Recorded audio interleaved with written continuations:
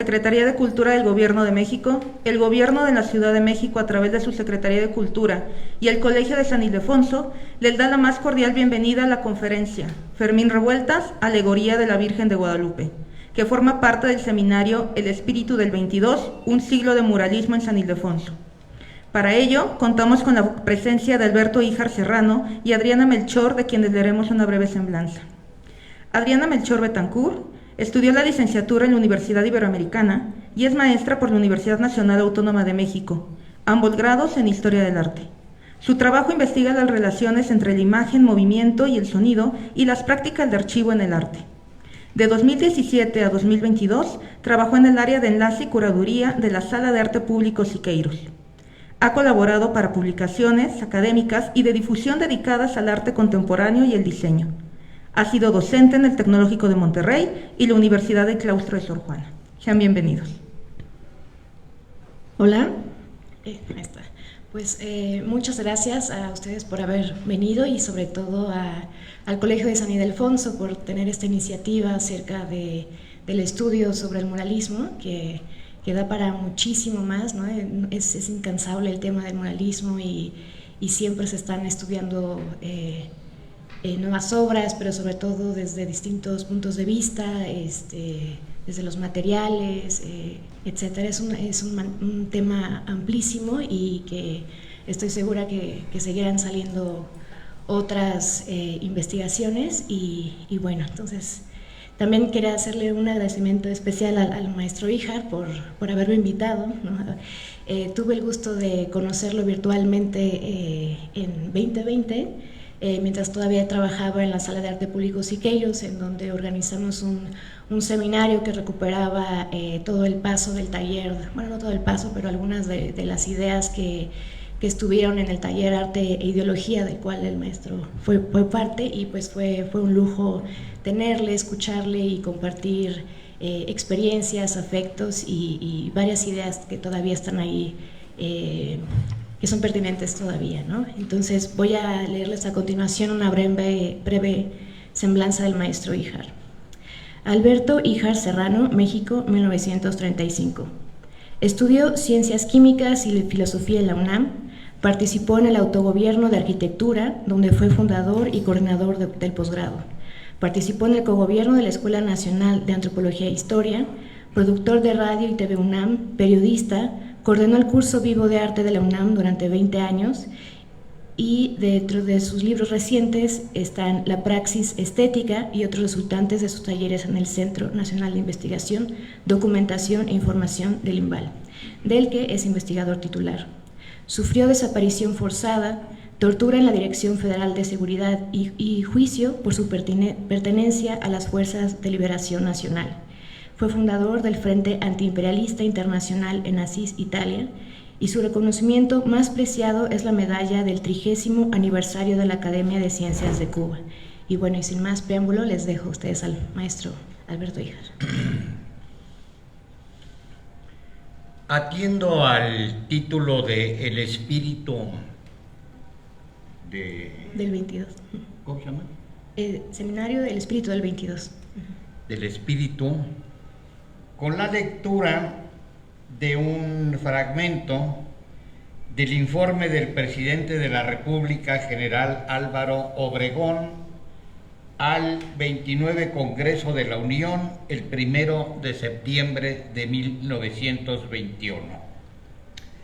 A fin de combatir el analfabetismo, se enviaron misioneros a los principales centros indígenas en la República para que rindieran acerca de estos informes sobre sus condiciones tanto económicas como culturales, y sobre la base del conocimiento así adquirido, se ha nombrado alrededor de 100 de dichos misioneros que desempeñan sus trabajos enseñando a leer y a escribir, el cultivo de la tierra, las 4 operaciones fundamentales, y con pláticas sencillas dan lecciones de civismo. Ellos se encargan también de difundir enseñanzas contra el alcoholismo, de hacer nacer hábitos de ahorro y de cooperativismo, de despertar el interés por nuestro teatro vernáculo y por los cultivos nacionales, de formar una cultura y una educación elementales, pero sólidas y aceptables.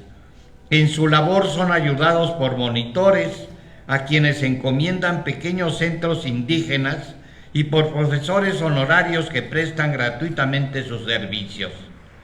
Además de la educación a que se ha hecho referencia, se enseñan a los educandos en fiestas y actos culturales hábitos de consideración hacia las plantas, cariño a la agricultura y a las artes, métodos de observación y experimentación, sin descuidar proveerlos de libros de lectura adecuados y de útiles indispensables para sus trabajos.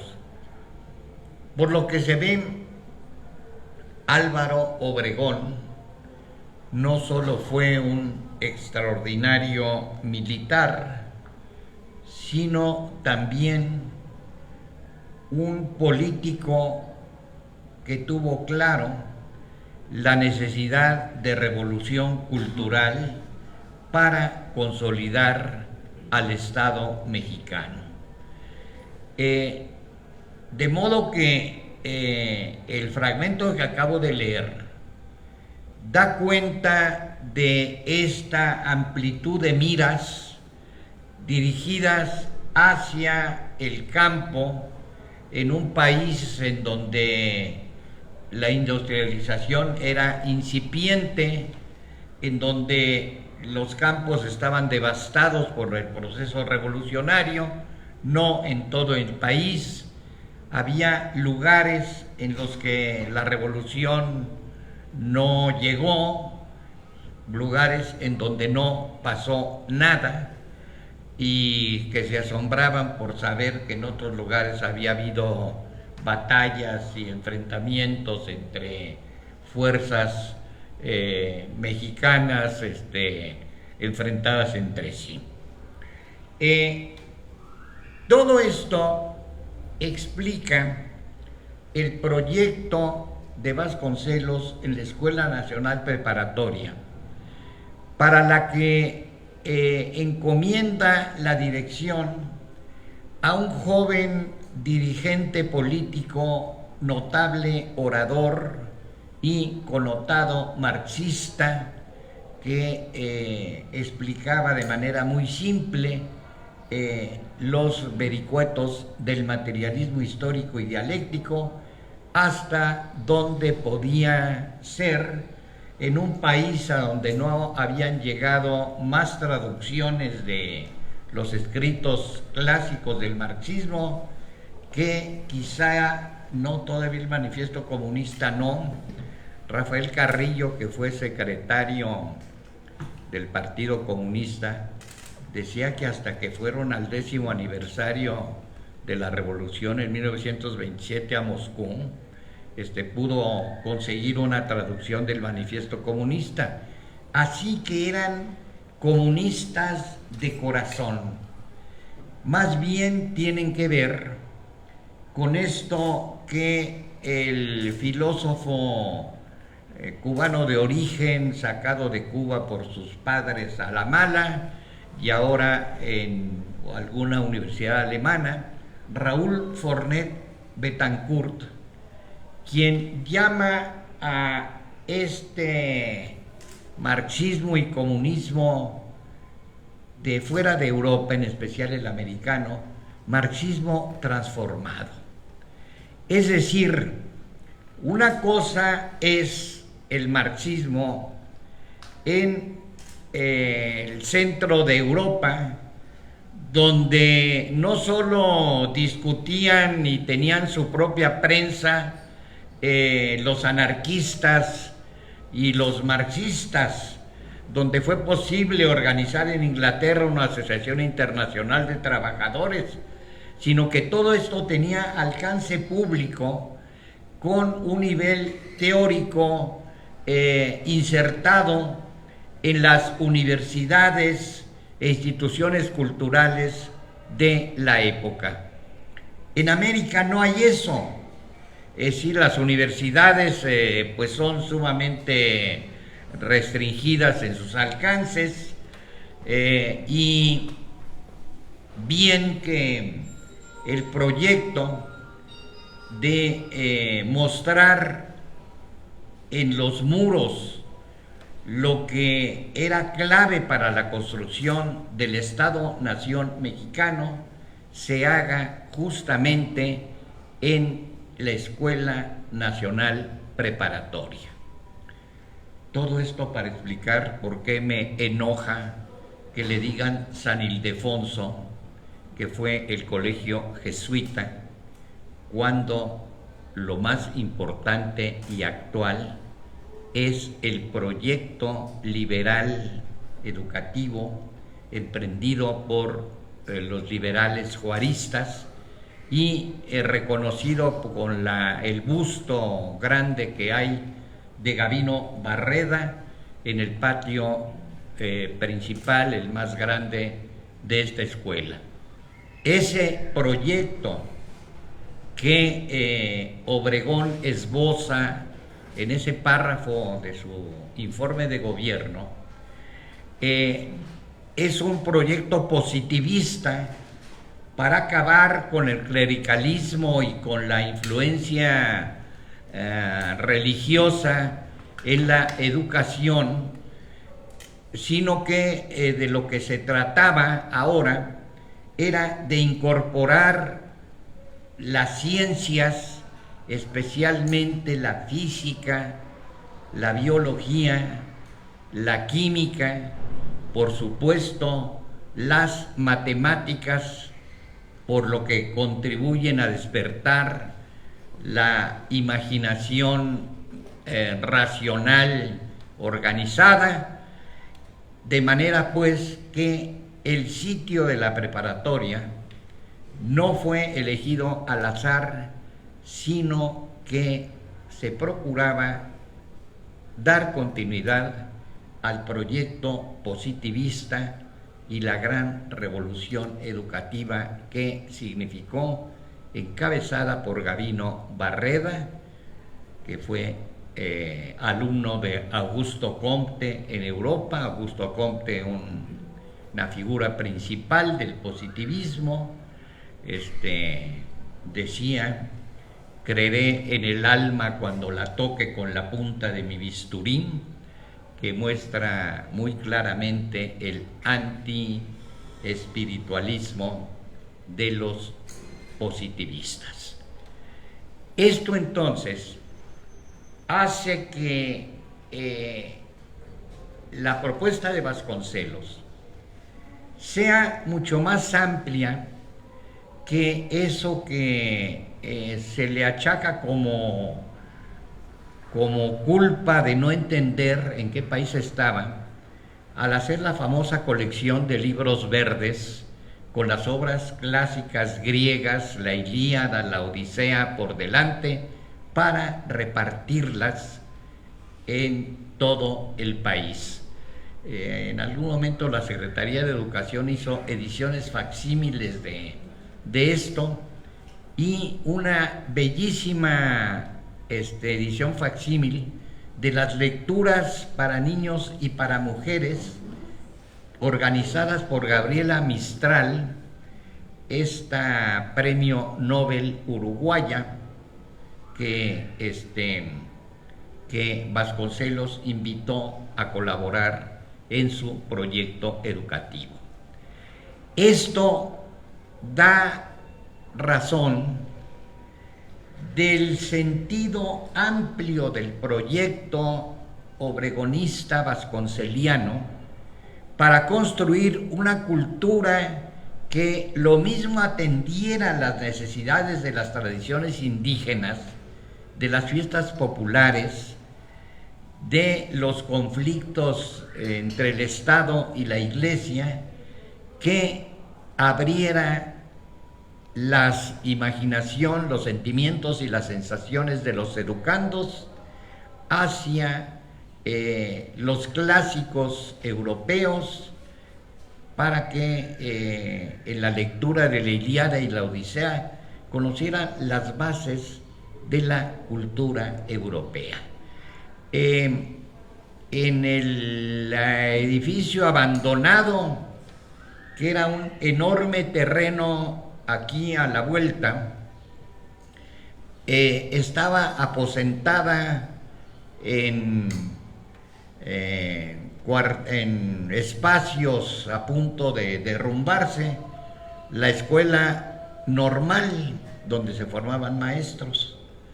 Vasconcelos decide construir ahí la Secretaría de Educación Pública como una afirmación de revolución urbana y de apropiarse de los espacios que fueron religiosos para implantar la manera de construir la modernidad.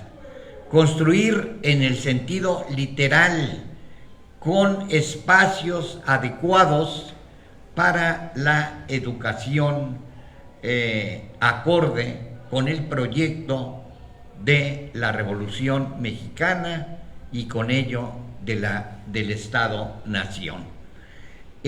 Fue todo un acontecimiento la construcción de la Secretaría de Educación, porque la derecha, los conservadores, como dice un connotado liberal actual, pues claro, se encargaban de burlarse del proyecto, que nunca iba a ser posible, el espacio es enorme, los desechos no hay dónde tirarlos, etcétera. Sin embargo, fue construida la Secretaría de Educación. La inauguración del primer patio fue todo un gran acontecimiento. El presidium, con lo más connotado de las ciencias, de las artes, de los educadores, y en los remates en las alturas del patio principal, los símbolos de las culturas del mundo, para mostrar el carácter internacionalista del proyecto educativo necesario para la Revolución Mexicana. Lo mismo la referencia a las tradiciones de la India, el budismo por supuesto, que la referencia a las tradiciones indígenas, que la referencia a los clásicos griegos, de modo que esto señalaba la propuesta del proyecto.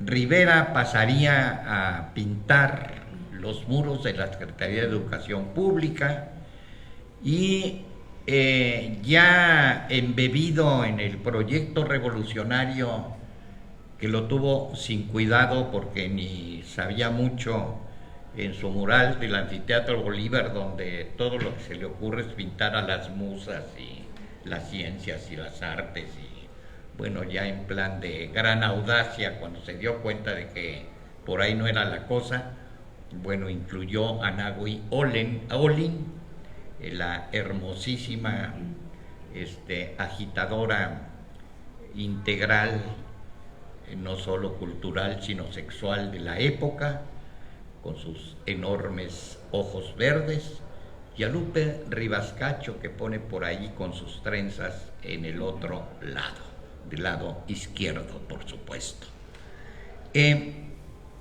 Todo esto es la síntesis de ese espíritu al que sabiamente usaron como título para este extraño seminario, donde no va a haber calificaciones ni vamos a dejar trabajos. Para la próxima clase me traen un resumen de la Ilíada y ustedes de la Odisea. Un seminario abierto con esta sabia conducción que tiene el proyecto actual de este espacio, conducido de manera rigurosa y precisa por Eduardo Vázquez, que me mira con ojos que me intranquilizan. No sé si le estoy regando, ojalá no. No, muy bien, Camilo. Bueno, La maledicencia historiográfica afirma que se repartieron los muros como que se reparte un pastel y que cada quien hizo lo que se le dio la gana y no tenían la menor idea de cómo pintar en los muros, lo cual era cierto porque en la Escuela Nacional de Bellas Artes, todavía no nacional, pues en efecto todo lo que hacían era dibujo al desnudo, copiar las hermosas copias de esculturas renacentistas y la Victoria de Samotracia que se trajo Tolsá cuando fue director de la Academia de San Carlos, de manera pues que ciertamente tenían poca idea. Y aquí entonces aparece una doble determinación cultural. Su coraje, el de los jóvenes artistas, porque Diego Rivera no les dijo cómo pintar a la encáustica, a pesar de que iban, veían cómo pintaba, para qué sirve el soplete, etcétera, sino que Diego mantenía el secreto. En algún momento les dijo que era una promesa que había hecho a un sacerdote de Pompeya. Y esto sublevaba a los jóvenes contra el apelativo que solían darle los profesores y estudiantes reaccionarios y los periodistas, con el oportunista de Salvador Novo, que desde chiquito por una parte criticaba, pero no tanto como para no gozar de los privilegios de Estado. Novo escribiría: la diegada que no logro conseguir, hay que conseguir eso. Sé que Alberto Dalal la publicó alguna vez. Dalal sigue en investigaciones estéticas. Yo encargué que Leticia López Orozco, a quien dedico esta charla, la principal impulsora de la historiografía de todo esto y su crítica, con los encuentros que hacía cada año en Guanajuato, pero no he conseguido tener esta importantísima obra. La Diegada, igual que la Ilíada, no más que sobre Diego Rivera, burlándose de su panza y de todo esto, que Diego Rivera acabó por asumir como su identidad. ¿Les molesta la relación que tenemos con los trabajadores? Pues entonces no me quito el overol. Llegaré a las conferencias de prensa y a una que otra ceremonia con mi overol y mi sombrero. No sé quién copió a quién, si Sandino a Diego o Diego a Sandino, con mi sombrero de ala ancha y mis botas mineras, para afirmarme que yo no soy un artista, como decía por esos años ya Siqueiros, un artista de atelier, para la gente chic, como decía Siqueiros, sino que somos ya otra cosa, incorporados a un movimiento de vanguardia, no solo en el tránsito de Rusia a la Unión Soviética, sino en el centro de Europa y con mayor intensidad en Brasil, en Uruguay, ese gran proyecto de Torres García de tener un taller en el que lo mismo se diseñara la silla que el espacio arquitectónico, que la vajilla y las cucharas. De manera que esto es parte de ese espíritu vanguardista. No se reparten a lo güey quiero decir al azar, los espacios de la preparatoria, sino que respetan al más veterano de todos, además con influencia política, porque había trabajado de ilustrador de la prensa carrancista en Veracruz, José Clemente Orozco, conocido ya como un gran caricaturista. Orozco asume con los que reniegan de que los llamaran los Dieguitos, porque todos ellos, igual que Diego Rivera en especial, se involucran con el universo de las carpas populares que se instalaban en los barrios de trabajadores, muchos de ellos migrantes, para venir a la ciudad en busca de mejores condiciones de vida. La carpa Amaro será sumamente famosa. Ellos no solo hacen obras para ella, no hay que olvidar que la exposición estridentista, con el que Fermín Revueltas tuvo tanta importancia, que la revista primera del estridentismo la dirigieron él y Manuel Maples Arce, sino que participaron haciendo telones. Fermín Revueltas hace un gran pendón que ponen en una fachada anunciando un espectáculo. Con esto se nos adelanta a quienes en los 80s dijimos con el grupo Germinal que la manta era un mural transportable. Eso es lo que hace el joven Revueltas. Participan entonces de la cultura popular desde abajo. No hay que olvidar que la primera exposición del grupo 30-30,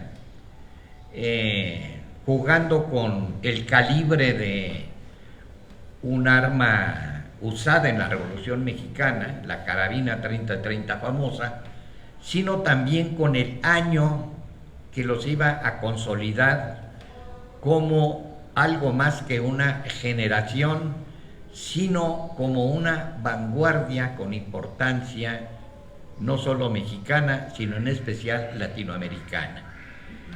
Hay que tener claro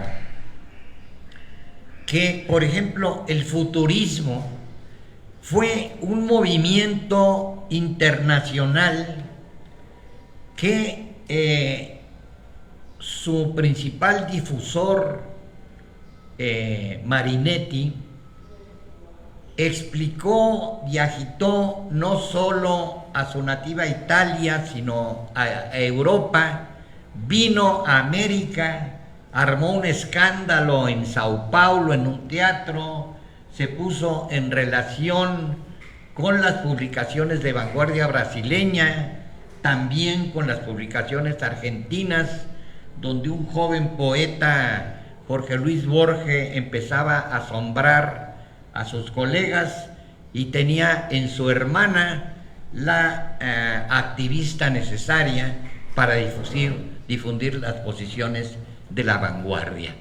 Esto era el ambiente, así se estaba trabajando.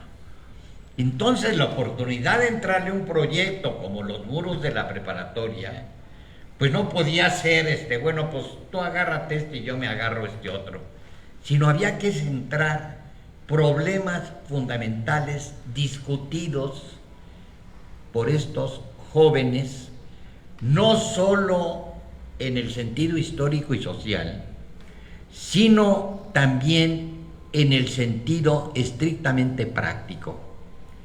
Ellos están en las misiones culturales descritas por Álvaro Obregón en el párrafo que leí, pero están también en una sucesión de escuelas, las escuelas de pintura al aire libre, que alienta el director porfirista de la Escuela de Bellas Artes, Ramos Martínez, que acabará siendo sustituido para dar vuelo a las escuelas de pintura al aire libre que dirigen estos jóvenes que estarán en el proyecto preparatoriano. La escuela, bueno, un taller escuela que fundan en Milpalta hace que Revueltas acuda a él y se ligue con una maestra rural, teniendo él 22 años o algo así. Se liga una maestra rural, se casa con ella, no es cierto, no de 22, menos de 22, creo que todavía no era mayor de edad, ante el escándalo de la familia Revueltas, que muy progresistas, pero ¿cómo te vas a casar con una maestra rural que parece indígena, etcétera, etcétera? Eso era lo que iba determinando sus vidas. Salir a la periferia de la Ciudad de México y encontrar en esta periferia, que era Coyoacán, que era la villa de Guadalupe, ya Tláhuac, bueno, era muy lejos, para de esta manera convivir con ese otro México absolutamente ignorado por la...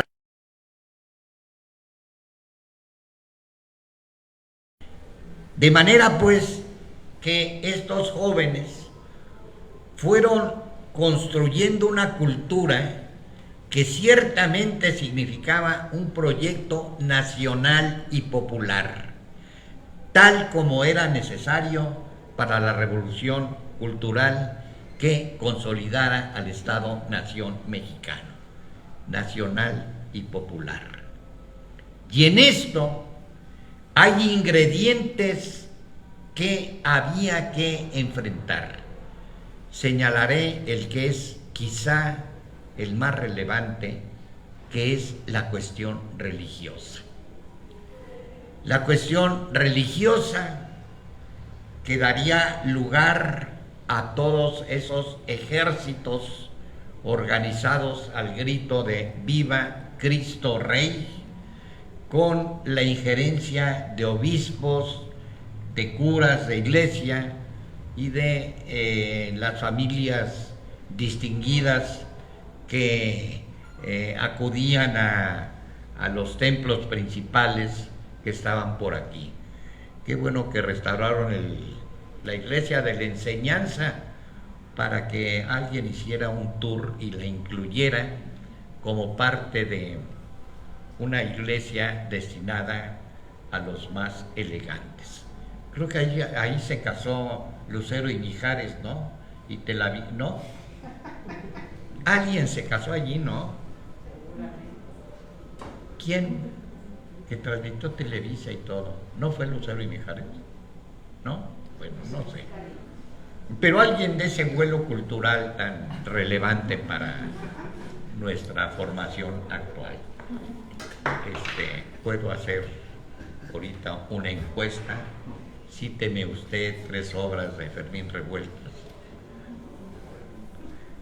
Cánteme usted una canción de Lucero, y eso sí, todos nos haremos alguna, y hasta de Mijares, Soldado del Amor, tralala, tralala. De manera pues que la cuestión religiosa resulta fundamental y la asumen críticamente.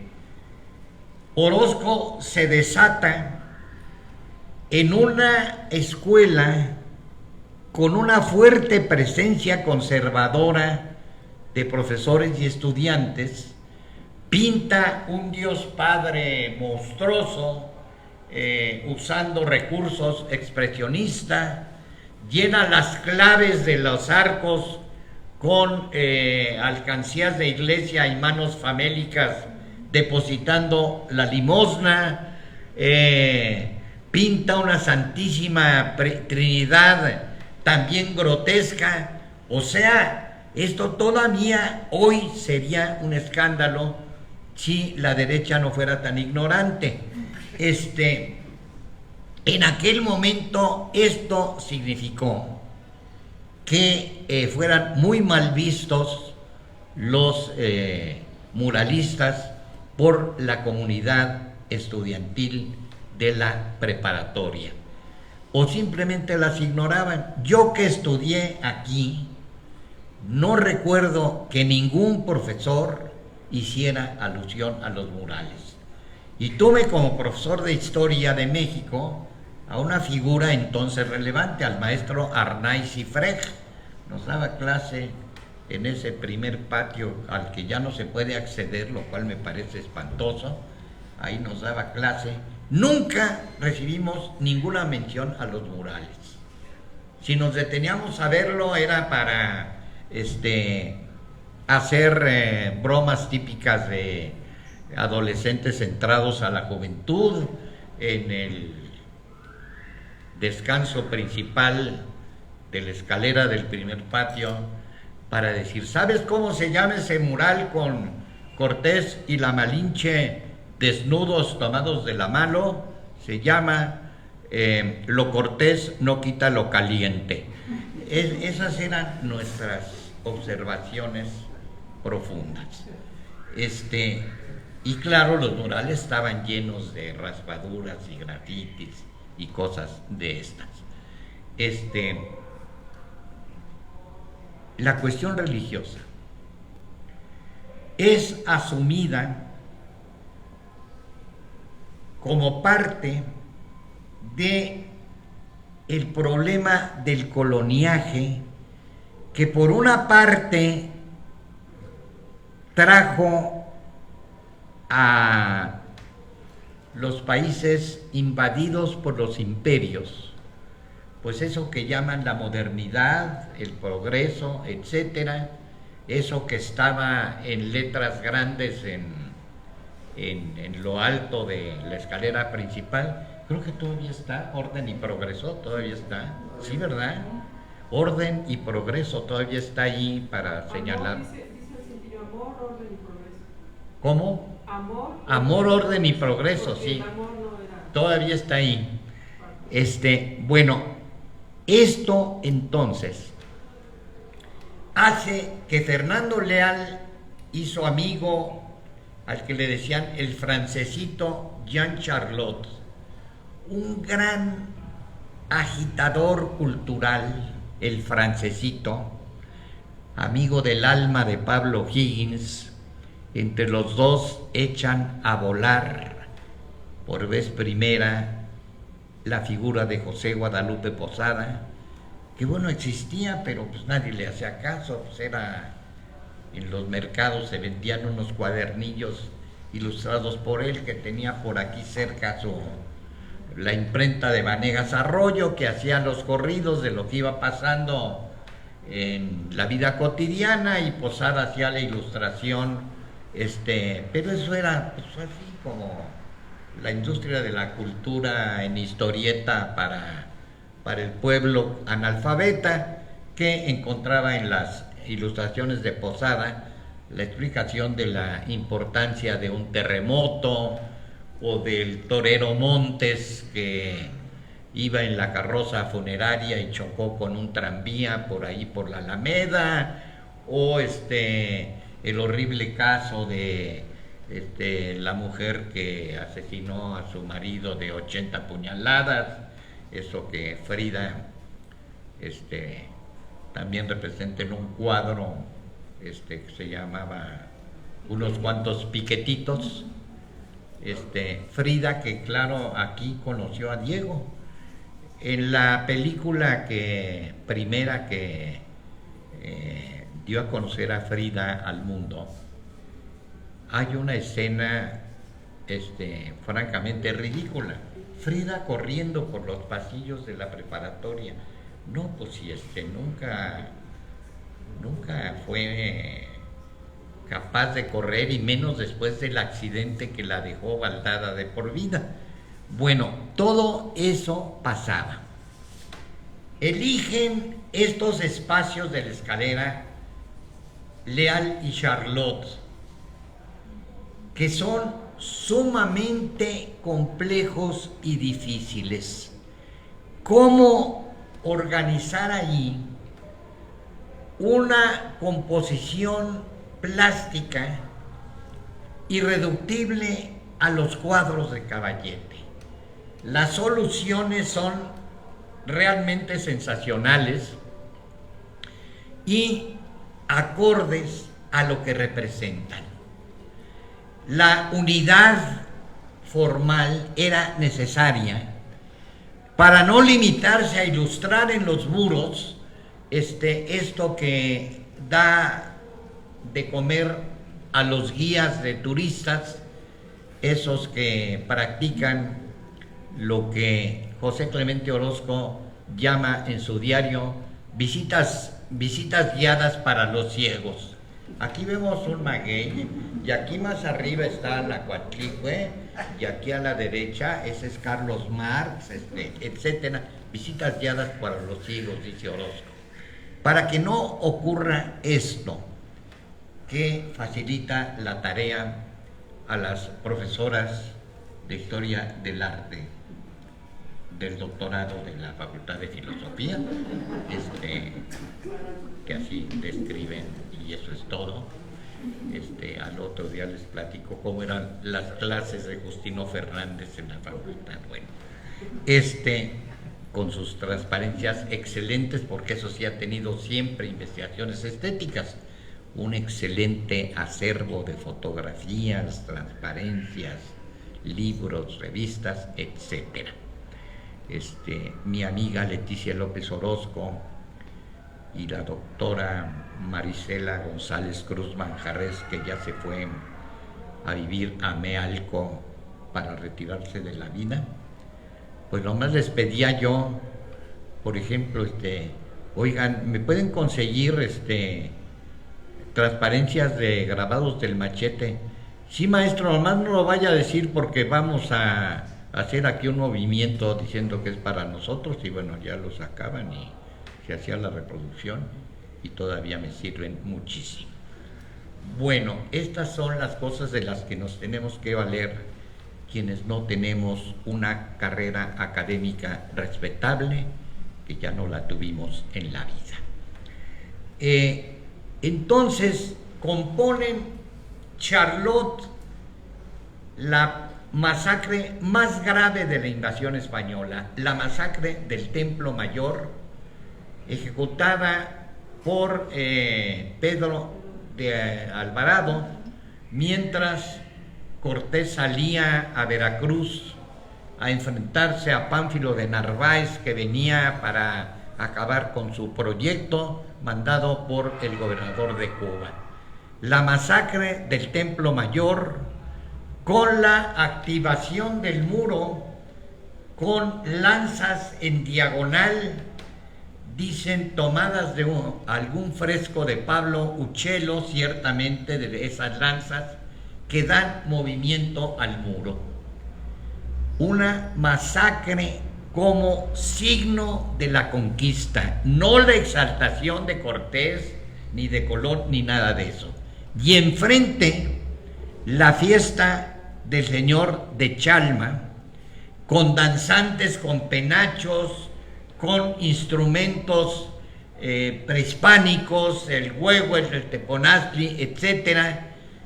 Y en el punto áureo de la composición, la figura de una especie de danzante principal con el rostro de un dientón hocicón, que es como se autorretrata Fernando Leal, que no era ni dientón ni hocicón, sino para destacar la manera como él asumía este encuentro, este choque entre las tradiciones indígenas y la cuestión religiosa.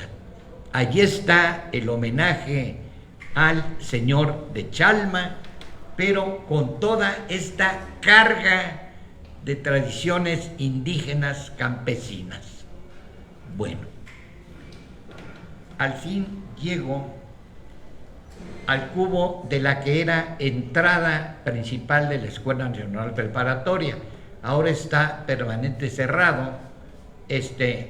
No, ya está bien, sí está abierto y se entra y sale por ahí, muy bien, porque bueno, es un cubo estrecho con dos muros enfrentados entre sí, de muy difícil organización. Es en donde le toca de un lado a Alba de la Canal y del otro a Fermín Revueltas, y a la huertecita estaba el de García Caero, que fue destruido y que era también de su grupo, y la Madonna que Orozco dejó como muestra para que vieran por dónde andaba dando palos de ciego, copiando tradiciones renacentistas.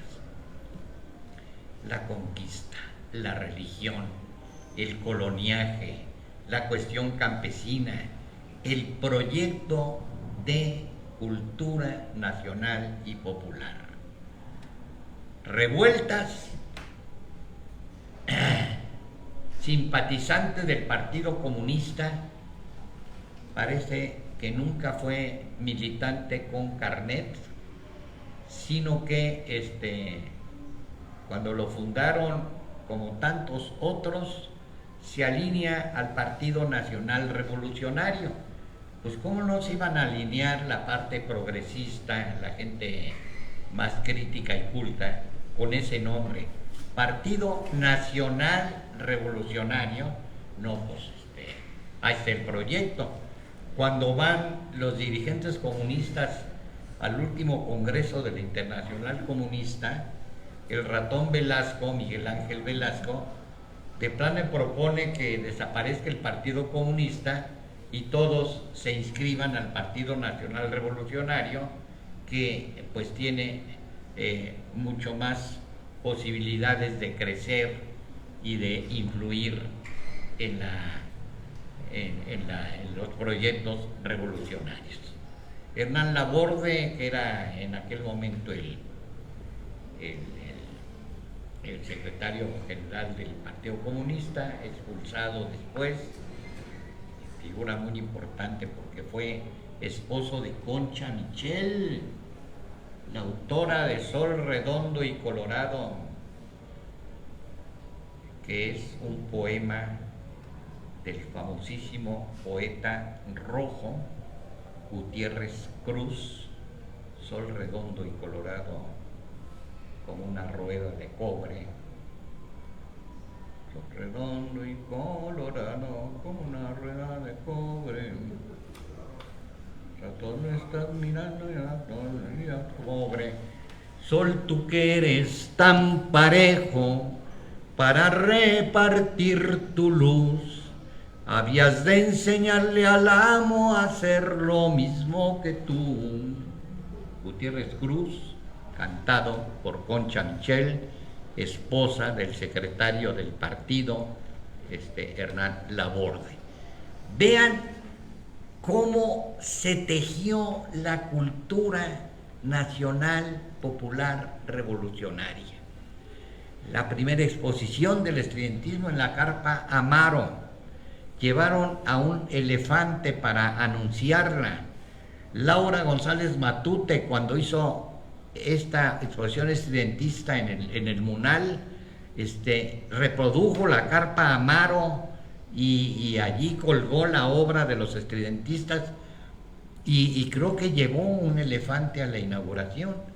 De manera pues que así era la cosa, es decir, mucho más integral el proyecto revolucionario de lo que fueron después los performances y los happenings y demás, más bien fresitas, ¿no? Esto formaba parte de un proyecto de asunción de la cultura nacional y popular que tenía que incluir a la carpa, al teatro de revista, que se burlaba del presidente, cantando canciones intencionadas, con tiples que escandalizaban a las señoras decentes porque salían con lo que ellos consideraban Bocarropa, con María Conesa, novia del presidente de la República y participante en la farándula de la época en todas partes. Todo eso, pues. Fermín Revueltas, la Virgen de Guadalupe. Dice Taibo, aunque seguramente lo inventó, que cuando Taibo inventa mucho, pero lo hace muy bien. Le preguntan cómo un comunista pintando a la Virgen de Guadalupe, que le decía, ¿ya vieron el color? Y ya vieron que más bien parece una escultura prehispánica que la Virgen de Guadalupe, cosa que es relativamente cierta. Pero sí, el color es un color puro, directo, etcétera. Primera llamada de atención de este mural, una estructura piramidal rematada con la Virgen de Guadalupe. Síntesis simbólica de las pirámides rematadas por el gran símbolo religioso, no de México, sino emperatriz de América. Emperatriz de América. Todavía creo que, bueno, esto propuesto por la Santa Madre Iglesia y sus instituciones en México, pero también bendecida por el Papa. Todavía cuando van los políticos mexicanos o la esposa del presidente a ver al Papa, le regalan la Virgen de Guadalupe, pero a veces recurren a otras imágenes que tienen que ver con los lugares, como recientemente hicieron con alguna virgen local de la de Juquila o alguna de estas, que tienen también una veneración popular importante. Bueno, la pirámide está construida por grupos de figuras, algunas con referencias maternales, con los rostros con pieles de todas las graduaciones de lo moreno, pero también hay una figura azul güera y de diferentes colores en la piel. Los ángeles que rematan anaranjados no son los ángeles de Rafael o de Botticelli. ¿Qué le están viendo ahí? Sí. Sino ángeles anaranjados con harto color, más cercanos a los famosísimos de Tonantzintla que a los ángeles de cualquier imagen religiosa. Y en lo alto, la Virgen de Guadalupe, que tiene en la base un ángel que sostiene el soporte en el que está parada. Es una luna invertida, pero también otro objeto. El ángel es negrito, es mulato, ¿no? Unas nubes también de un anaranjado más débil, pero estos colores, el naranja, el azul, el verde de los magueyes que por allá aparecen, las figuras de las cobijas de algunos personajes también acentuadas con un color muy fuerte.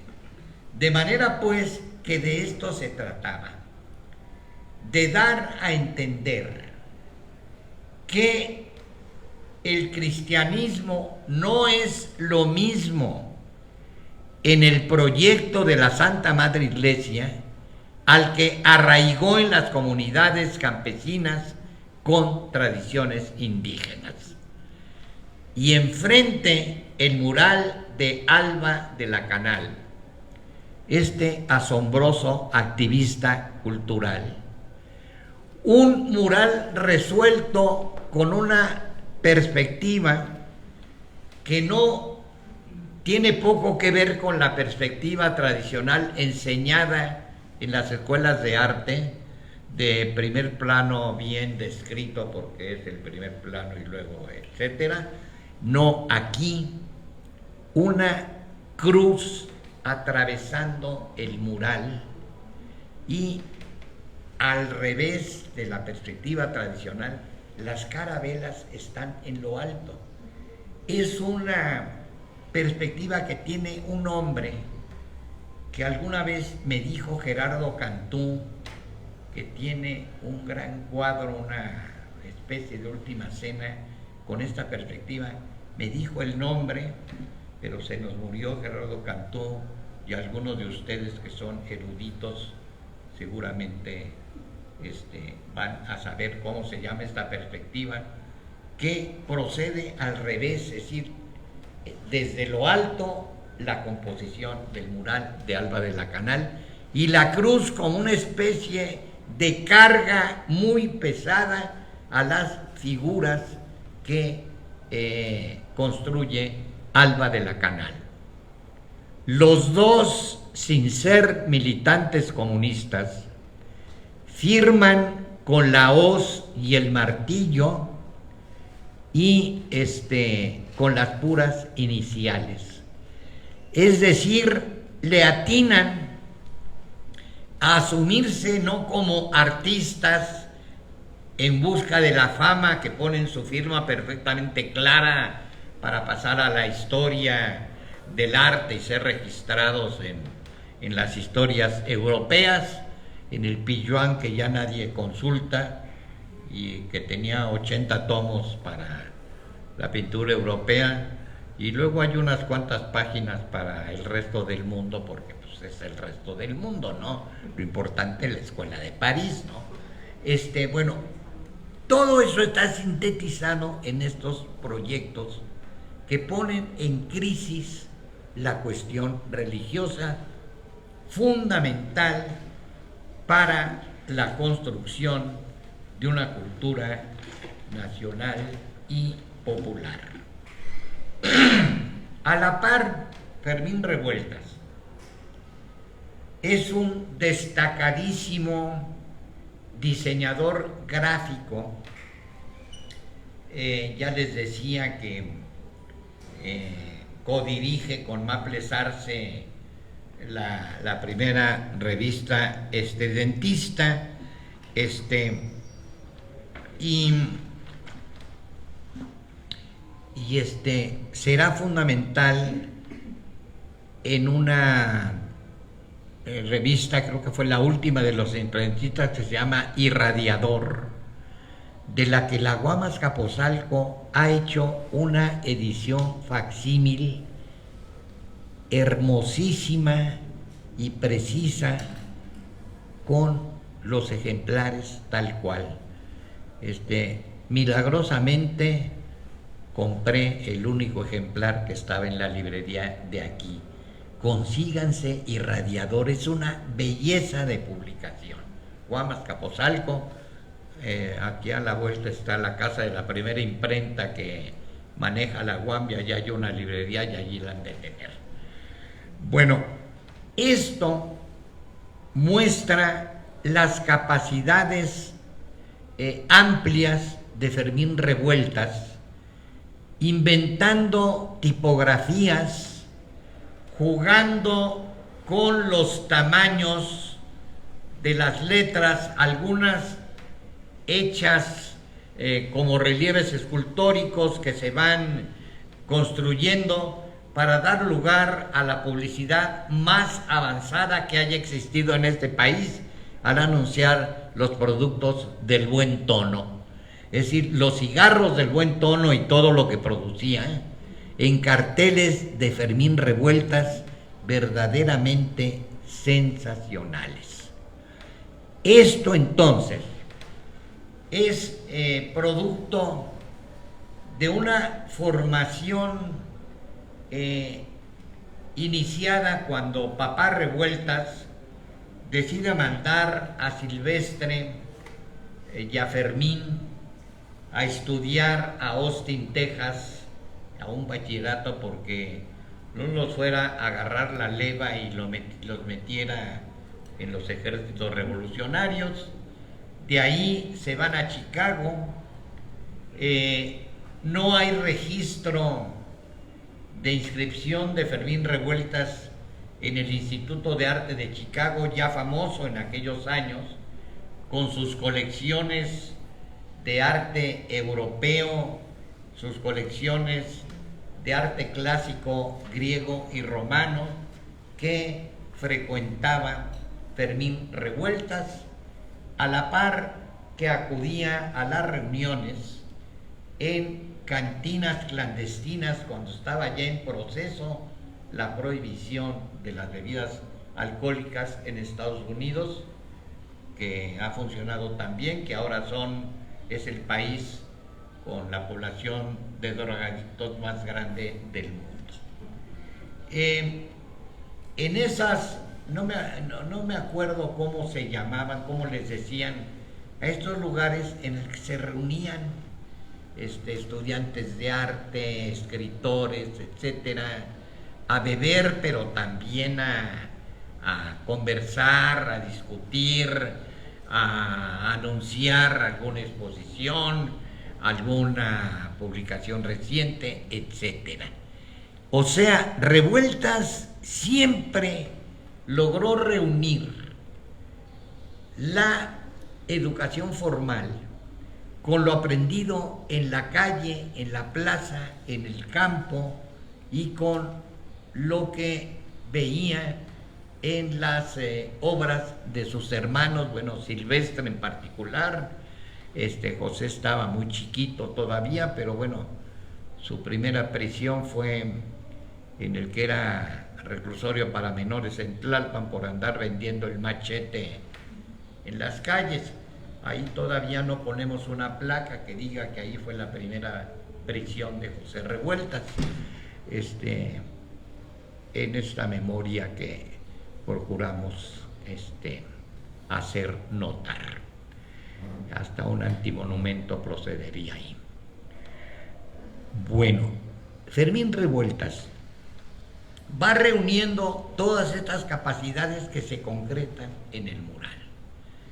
Participa en organizaciones muy variadas de la época, quizá la más importante, el Bloque de Obreros Intelectuales, ojo con el nombre, su revista Crisol, que prácticamente hace él, las portadas asombrosas, manejando esas tipografías que lo caracterizan. Si uno ve libros, por ejemplo, libros de texto de la época, inmediatamente sabe que son mexicanos y son de esa época. Toda esta tradición de diseño mexicano que dio lugar a una escuela fundada por Chávez Morado, que le atinó al nombre Escuela de Diseño y Artesanías. Este es el problema para construir un diseño adecuado para México. No copiar los diseños de fuera, sino procurar establecer relaciones entre la rica producción artesanal en México y los proyectos de diseño. Esto es lo que está en los diseños de Fermín Revueltas, en esas portadas asombrosas.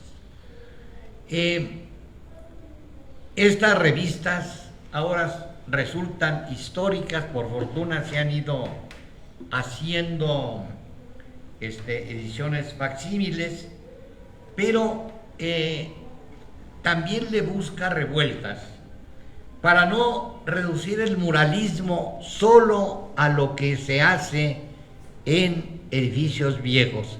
Siqueiros dirá pintura nueva en edificios viejos, primera etapa del muralismo.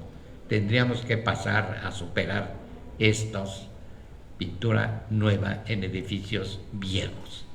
De manera que una solución que Revueltas descubre son los vitrales más hermosos que se hayan hecho no solo en México.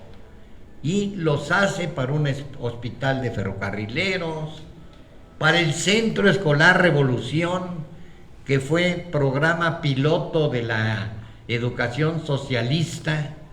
Están tiene dos cuerpos salientes, la entrada principal del Centro Escolar Revolución, donde han puesto a la entrada una escultura que queda bien, allí en contraesquina de Televisa Chapultepec. En ese espacio, que está muy bien conservado, hasta hace unos años el piso de duela bellísimo todavía existía.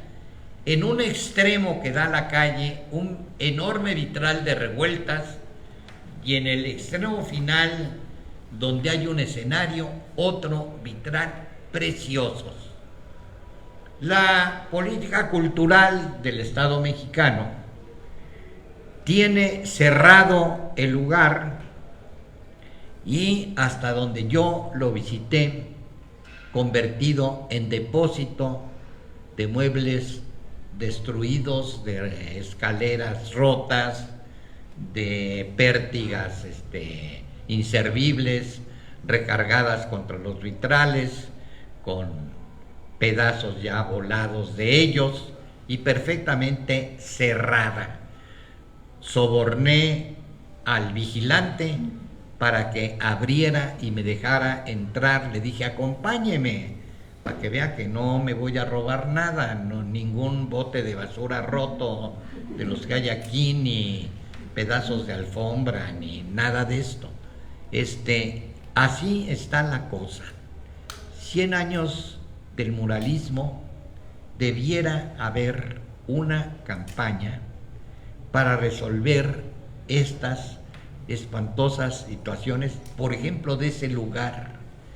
Podrían limpiarlo y volverlo lo que fue la biblioteca del Centro Escolar Revolución, y quedaría un lugar precioso que está allá, y sería un homenaje a Fermín Revueltas. No es lo único que habría que hacer para homenajear a los fundadores del arte público, más que el muralismo mexicano. Arte público, porque Fermín Revueltas se acerca a Ignacio Asúnzolo, que también anduvo en la Revolución Mexicana, cargaba pistola.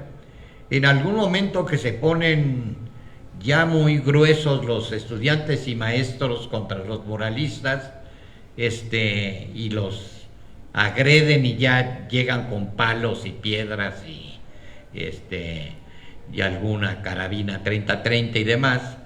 Rápido llaman a Ignacio Asúnzolo, que entra por la puerta de los murales de Alba de la Conal Revueltas, pega 2 balazos y todo el mundo sale huyendo.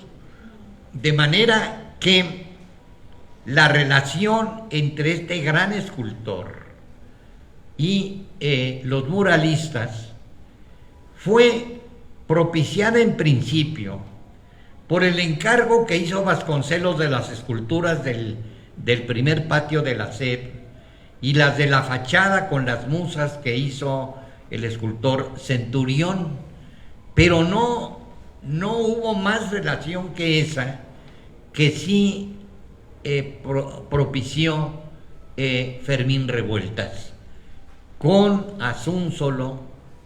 Con un arquitecto proyectan en Hermosillo un monumento al héroe de Nacosari, Jesús García, de manera que era el proyecto: incidir en las ciudades, hacer intervenciones urbanas con monumentos modernos que compitieran con la tradición de fuentes y monumentos que solo tuvieron a un destacado mexicano en la figura de Tres Guerras, por ejemplo, pero de manera muy limitada. La Gran Fundición Mexicana Bueno, para lo que sirvió fue para fundir el Cuauhtémoc y cosas así. Bueno, este proyecto hubiera culminado en un proyecto para el monumento a Obregón. Convoca el gobierno de la Ciudad de México, no sé si el gobierno federal también, a presentar proyectos de murales para el monumento a Obregón. Participan en esto pues figuras muy destacadas, desde Clausel y Roberto Montenegro hasta los jóvenes de entonces como Jorge González Camarena, para que acordaran con el arquitecto Enrique Aragón Echegaray y las esculturas de Ignacio Asúnzolo cómo solucionar el mural. Pudo ser una obra fundamental porque gana el concurso el joven Fermín Revueltas, para asombro de todo el medio cultural y artístico. Un primer proyecto integral de construcción de un monumento que ya no se puede realizar porque se nos muere Fermín Revueltas con un poco más de 30 años. De modo pues que quedó truncada una brillantísima carrera. Yo los invitaría a que fueran al Hospital de Ferrocarrileros, que está en la calle de Villalongín. Ahí están esos vitrales, y que bueno, hagamos algo, ustedes que a lo mejor son influyentes en los quehaceres culturales oficiales, para rescatar esa hermosa biblioteca con los murales. Bueno, quizás podemos pasar a un par de preguntas, si alguien las tuviera por ahí. ¿Algún comentario, inquietud? Nada, vamos. No. Bueno, maestro, gracias por la exposición. Usted menciona que llega la primera traducción del Manifiesto Comunista en 1927 más o menos. Es lo que alcancé a escuchar, ¿no? ¿Qué relación hay entre, por ejemplo, la palabra worker, trabajador, que supuestamente viene del inglés? ¿Usted sabe más o menos cuándo se comienza a llamar obrero a los obreros en México? ¿Tiene alguna idea más o menos de cuándo se cita la palabra obrero por primera vez en México? Yo creo que son resonancias de la construcción de las organizaciones socialistas y comunistas. En realidad el manifiesto fue publicado por los anarquistas de por ahí de los años 70, 80 del siglo XIX. Fue la primera publicación del manifiesto, y creo que el periódico se llamó El Socialista. Cuando nos llegaron de Europa figuras tan importantes como Plotino Rodacanati, que no solo escribieron y organizaron, sino fundaron proyectos de comunas comunistas, como la de Topolobampo, que es la de más larga duración, con la línea de Albert Owen, hermano de Robert Owen, que es más famoso como socialista utópico. Pues sí, pues todos los socialistas somos utópicos, entonces eso no ayuda el calificativo. Seguimos creyendo en que vamos a ganar. Ahora en la mañana revisaba un poema de Neruda que dice uno: aunque no lo creas, ganaremos. Seguimos así, y vamos a ganar. Bueno, esto entonces da lugar no solo a una literatura socialista, anarquista, sino también a denominaciones. Yo creo que en esta prensa es cuando empieza a utilizarse el nombre de obreros para los trabajadores, y yo me arriesgaría a pensar que hasta el término de proletarios, con las relaciones con la proclama final del manifiesto comunista, que todos no sabemos. Y el que no se la sepa, vaya a consultar inmediatamente el diccionario, que ya no se usa. Yo creo que entonces es cuando empiezan a manejarse nuevos conceptos para una nueva cultura influida por los trabajadores. Averiguaciones que he hecho recientemente de un libro excelente que les recomiendo mucho, de un autor que se apellida Bostels, con doble E, La Comuna Mexicana. Qué bueno que lo conozcas. Tiene como primera ilustración el periódico La Comuna, periódico mexicano, fecha 1874, 3 años después de la Comuna de París, ya había un periódico La Comuna.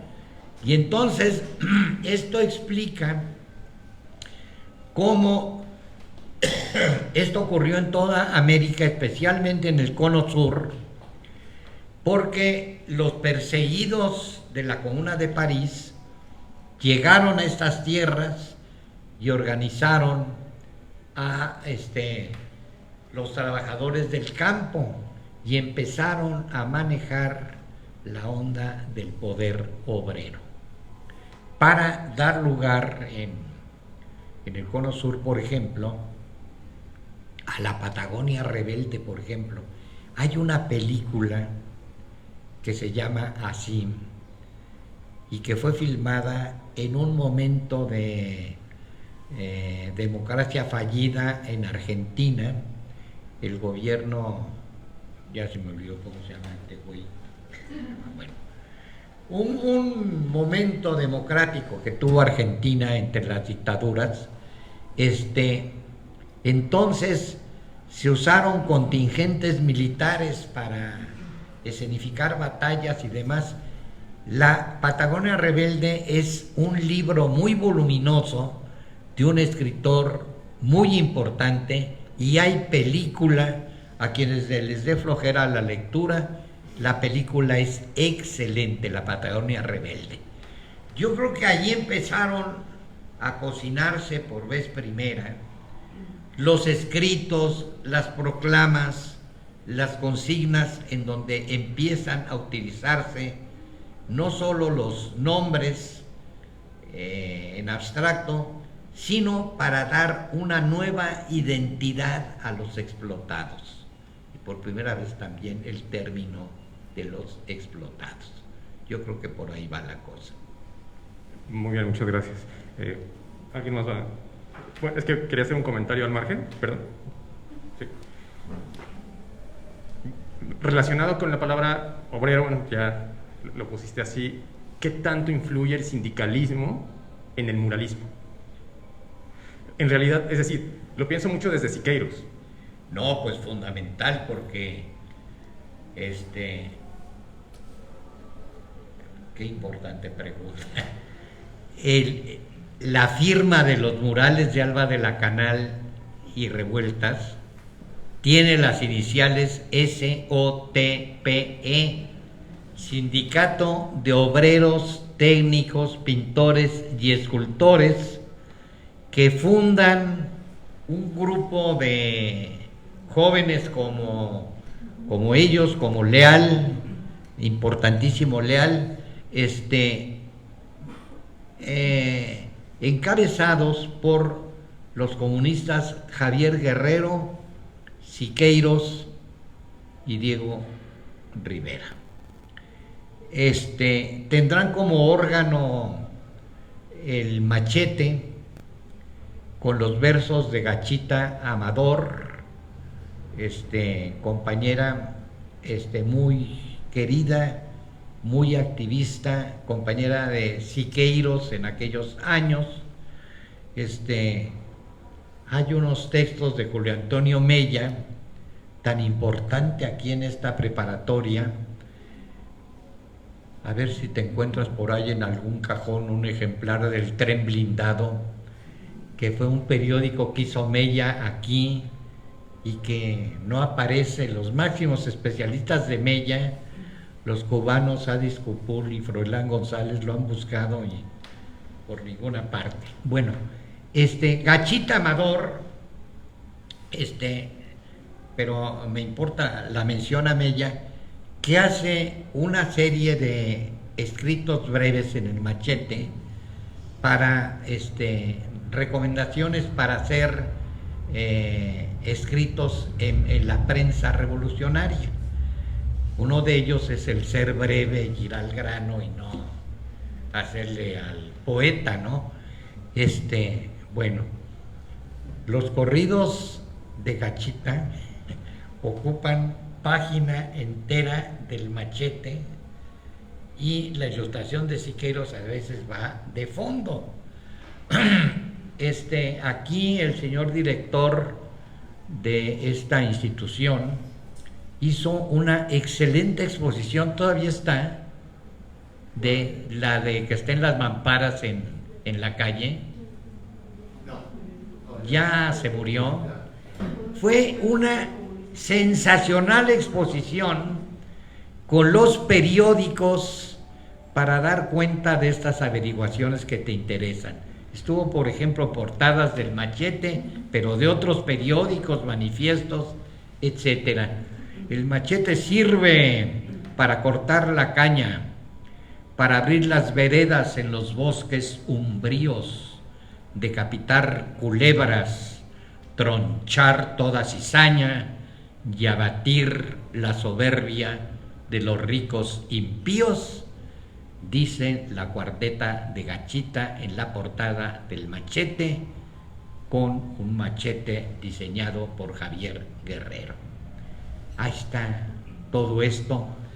Se vuelve tan importante el machete que un año después es ya el periódico oficial del Comité Central del Partido Comunista, al que entran directos al Comité Central Siqueiros, Rivera y Javier Guerrero.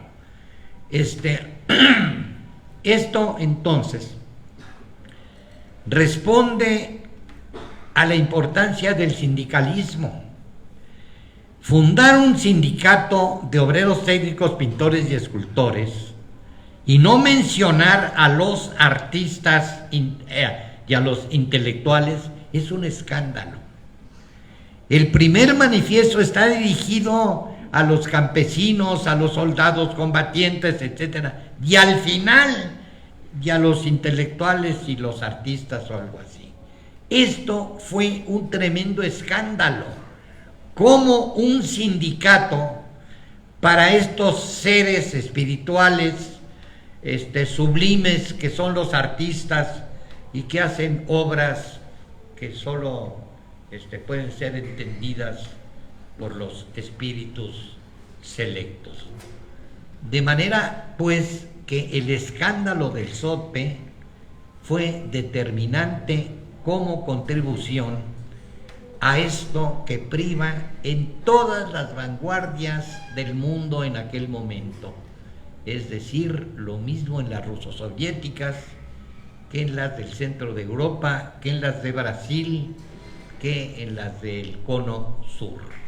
Esta necesidad de superar la concepción del arte como algo sublime y demás, y volverlo material, llamar la atención sobre los materiales modernos, sobre los usos del cristal y el acero. Aquí tenemos esta enorme nave que es un portento de construcción la nave del mercado de la Abelardo Rodríguez, por ejemplo, donde pinta la Liga de Escritores y Artistas Revolucionarios, pero en fin, el sindicato fundamental. Bloque Obrero de Obreros Intelectuales se llamó, una organización orientada hacia el comunismo, y ahí está Fermín Revueltas.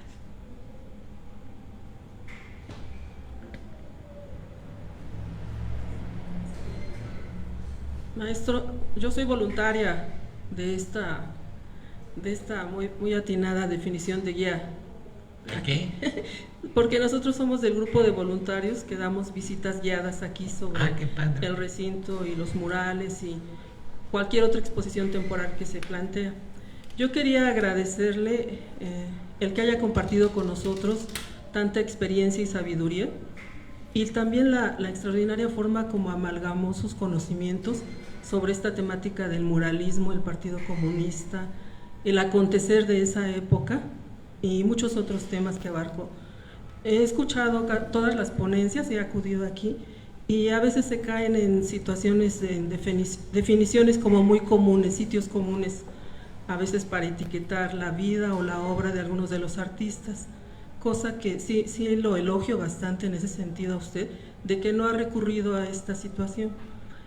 La otra cuestión que pongo a su consideración es que sobre lo que he leído se habla de este momento histórico para el arte y para también la conformación de Estado-nación, la postura de estos artistas y de los intelectuales, de los líderes políticos también como Vasconcelos, sobre el arte colectivo.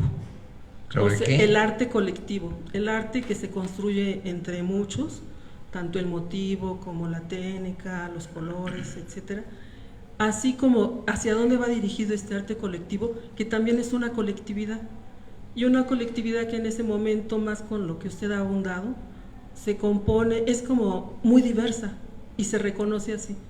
Entonces cada uno de los murales que hay en este recinto ofrecen esa perspectiva, porque son muy diversos entre ellos bajo la perspectiva de cada uno de los artistas. Yo insisto en mi agradecimiento en ese sentido, porque para nosotros nos facilita, como usted dice, a veces la gente ve pero no ve, o escucha pero no está muy atenta, ¿no? Como pasa actualmente en nuestro país, no está muy atenta a los acontecimientos, los compara con otros momentos históricos como país, con otros momentos sociales y culturales, con otras experiencias como país, y se tratan de ajustar al presente. Entonces, a mí yo le agradezco mucho este ejercicio, y nada más quisiera su comentario sobre esta connotación que he leído en varios textos de esta construcción de un arte colectivo para una población o un espectador muy, muy diverso y como complejo, ¿no? Con esa connotación. Gracias, maestro.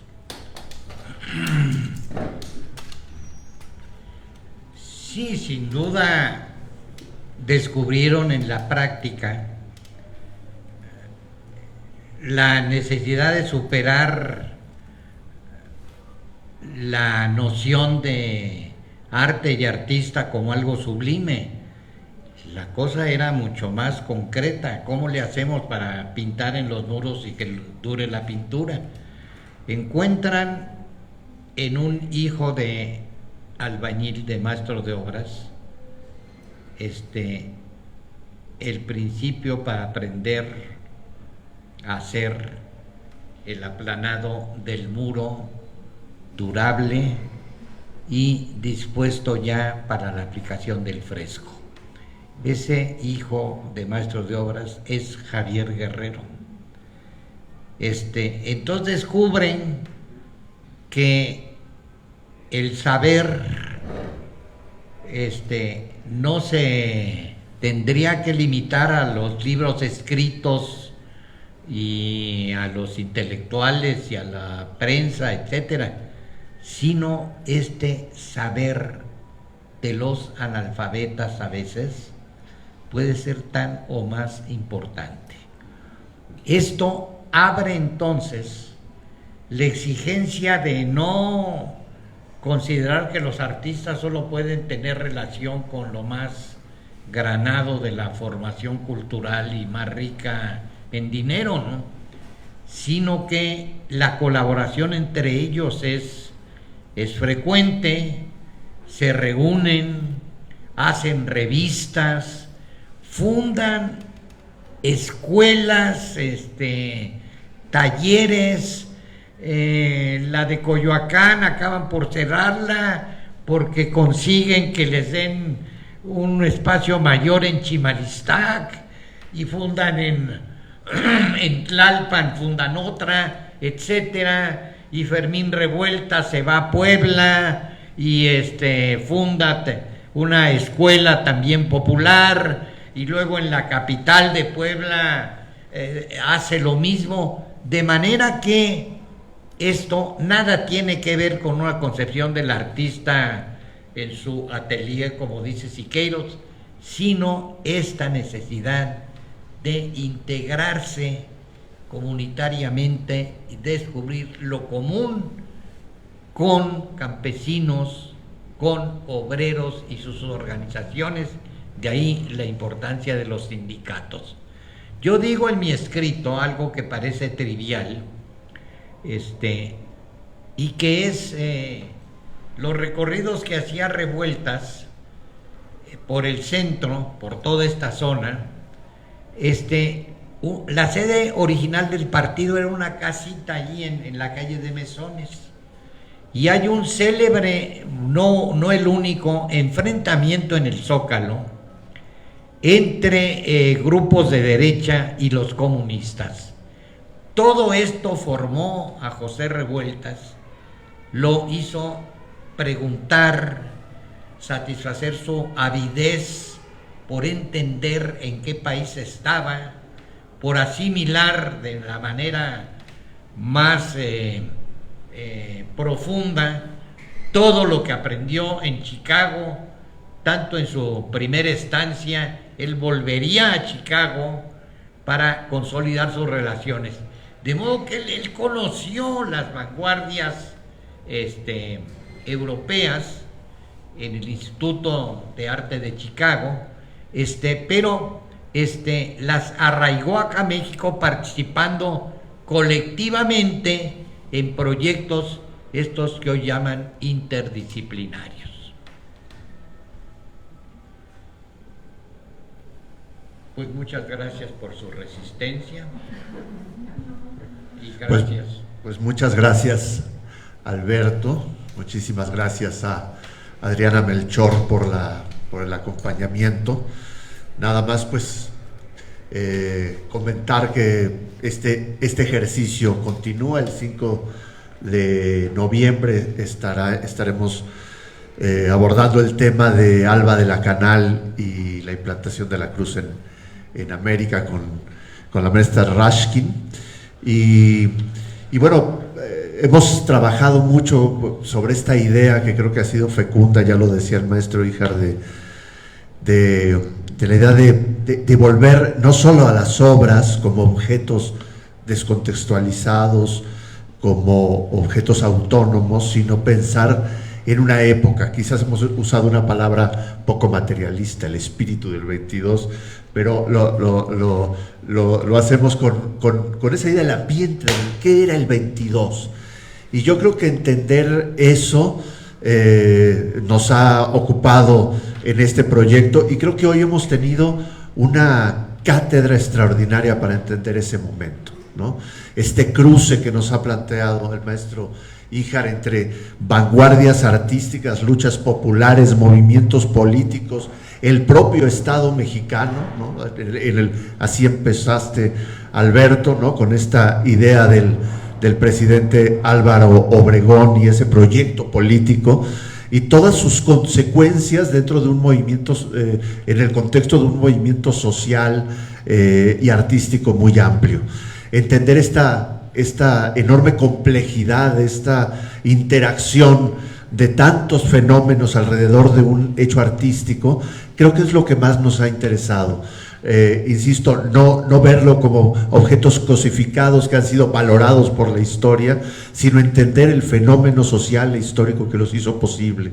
Y porque esa manera de entenderlos también nos permite entender nuestro momento histórico, nos permite mirarnos frente a esa historia y cómo hace 100 años pudo darse esta alineación de estrellas, de factores tan ricos que generó pues el movimiento artístico, el fenómeno artístico quizás pues más sobresaliente en el siglo XX en el arte mexicano. La gran aportación del siglo XX al arte universal tiene que ver con este fenómeno y tiene que ver con todo lo que Alberto con gran conocimiento, erudición, pero además una erudición que yo quiero agradecer mucho porque es una erudición que digamos por supuesto que atraviesa, que nace también de una cultura del libro, de la lectura, pero que tiene mucho de vivida, que tiene mucho de una experiencia humana, que está el cuerpo del ciudadano, del político, del militante, expuesto en cada una de sus palabras, y eso creo que nos da una dimensión mucho más profunda de lo que significan estas ideas. Así que muchas gracias, Alberto, estás en tu casa y es un placer tenerte aquí. Gracias, Adriana.